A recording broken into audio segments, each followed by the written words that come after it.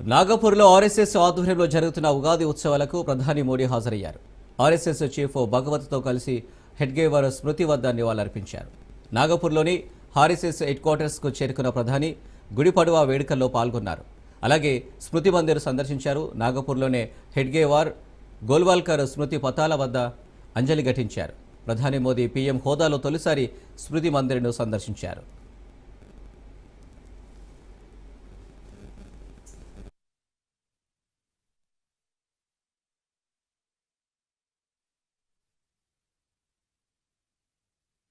సనాతన ధర్మాన్ని పరిడవిల్లేలా చేయడం, హైందవ సంస్కృతిని, దేశ జాతి వైభవాన్ని ప్రపంచం ముందు సగర్వంగా నిలబెట్టడం ఆర్ఎస్ఎస్ అంతిమ లక్ష్యం.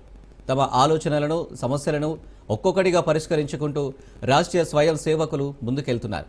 గడిచిన 10 ఏళ్లు హిందుత్వానికి స్వర్ణయుగంగా చెప్పుకోవచ్చు. జాతీయ భావజాలానికి అనుకూలంగా జనం జేజేలు పలికారు. హిందూ చైతన్యం మునిపెన్నడు లేని విధంగా వ్యాప్తి చెందింది.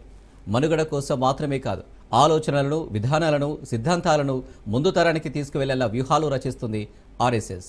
ఈ విజయదశమికి 100 ఏళ్ల పండుగ చేసుకోబోతున్న తరుణంలో ప్రధాని మోదీ ఆర్ఎస్ఎస్ ఉగాది ఉత్సవంలో పాల్గొనడం ప్రాధాన్యతను సంతరించుకుంది.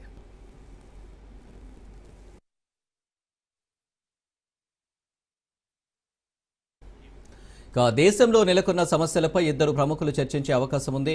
సాంస్కృతిక, రాజకీయ ఐక్యతపై మేధోమథనం జరగనుంది. అలాగే భారతావరిని మరింత అభివృద్ధి చేసే దిశగా సమాలోచన చేయనున్నట్లు సమాచారం. ఇప్పటికే ఔరంగజేబు మసీదు విషయంలో జరుగుతున్న చర్చకు ఫుల్ స్టాప్ పెట్టాలని ఆర్ఎస్ఎస్ నిర్ణయించింది. అలాగే భాషా ఉద్యమంతో పాటుగా డీలిమిటేషన్ ప్రక్రియపై ఎవరిని నొప్పించాలన్న ఉద్దేశం తమకు లేదని, దేశంలో అందరూ సమానమన్న భావనను వ్యక్తం చేస్తుంది ఆర్ఎస్ఎస్.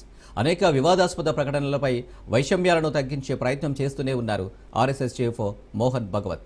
ఈ నేపథ్యంలో ప్రధాని మోదీ, ఆర్ఎస్ఎస్ చీఫ్ మోహన్ భగవత్ ఏం చర్చిస్తారనేది ఆసక్తి రేపుతోంది.